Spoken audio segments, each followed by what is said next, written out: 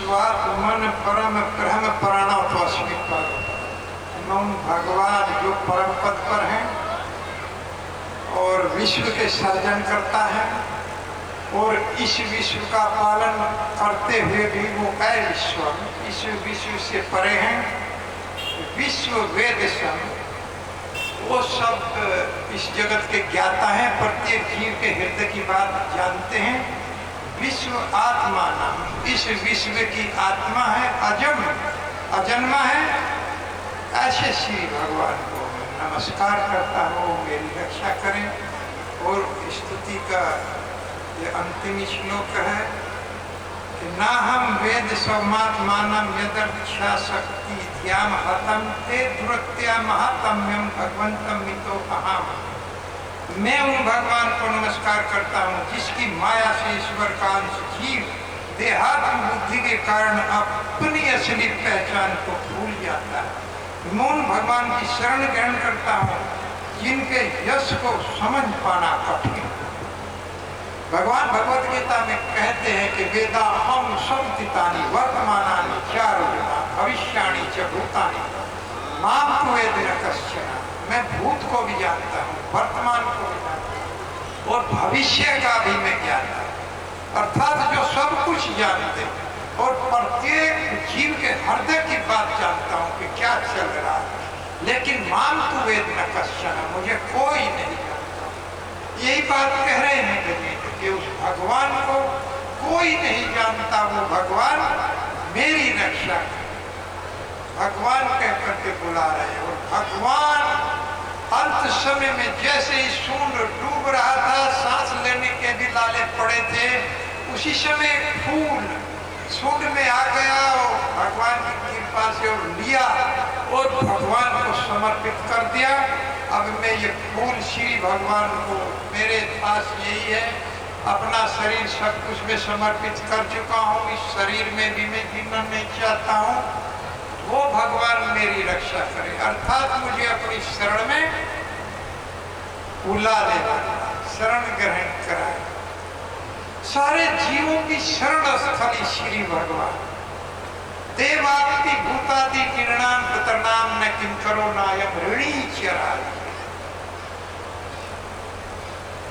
जो पूरी तरह से श्री भगवान के शरणागत हो जाते हैं, सर्वात्मनः ये शरणम शरणम गतो मुकुंदम परिहर्तकम, जिसने मुकुंद के अलावा सब कुछ छोड़ दिया, मुक्त आत्मा, मुक्त शरीर, मुक्त पुत्र, मुक्त स्त्री, मुक्त संपत्ति, रह रहा है घर में और सबसे संबंध बनाए हुए है, लेकिन इन सब से मुक्त है। वो जो इन सब से मुक्त हो गया है, क्या बता रहा था इससे पहले, बड़ी अच्छी बात बता रहा है। तो वो भगवान से संबंध ऐसा व्यक्ति बना करके रखना चाहिए। घर में रहे, अपने घर में रहे, सबका दायित्व पूरा करे। पत्नी कहे पति ऐसा हो, बच्चे कहे पति पिता ऐसा हो, माता पिता कहे पुत्र ऐसा हो, लेकिन संबंध भगवान से बना करके रखना है। और इस संबंध को ये नाम बना सकता है जब हम भगवान का वो शिष्ट प्रसाद खाएंगे, 4 नियमों का कड़ाई से पालन करें। इस जगत में 4 नियमों का पालन करना बहुत आवश्यकता है। पराई स्त्री को माता के समान देखना और शराब जुआ किसी भी तरह से मुक्त रहना, धूर्त कीड़ा ताश वगैरह से मुक्त रहना, किसी प्रकार का नशा नहीं करना, जुआ आदि नहीं खेलना, क्योंकि इन सब में धन की हानि होती है। अगर हम जुआ खेलना चाहे तो धन की आवश्यकता पड़ेगी, स्थान की आवश्यकता पड़ेगी और साथी चाहिए। 3 आवश्यकताएं चाहिए, धन चाहिए, स्थान चाहिए और साथी चाहिए। अगर स्त्री गमन करना चाहते हैं उसमें भी धन चाहिए, साथी चाहिए और स्थान चाहिए। अगर शराब पीना चाहते हैं उसमें भी धन चाहिए, साथी चाहिए, स्थान।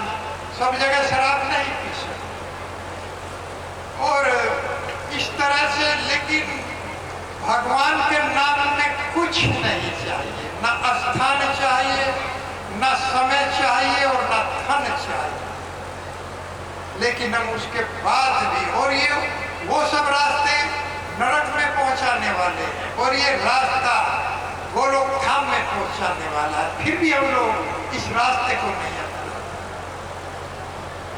उन सब में धन का व्यय होता है, भगवान का नाम तो स्वयं धन है, धन प्राप्त होता है। जैसे मैंने अभी प्रभुपाद जी का उदाहरण दिया, कितना धन आ गया 10 साल के, भूतो न भविष्य।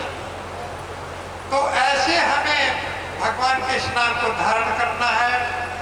और गजेंद्र को भगवान जैसे फूल अर्पण किया, भगवान गरुड़ पर दौड़ करके आए, गरुड़ साथ नहीं दे रहे थे तो उतर करके दौड़ पड़े, मेरे भक्त को कष्ट ना हो जाए। और आकर के सारे देवता वहां खड़े थे, लेकिन देवता लोगों ने सहायता नहीं की, क्योंकि भगवान को पुकारा था।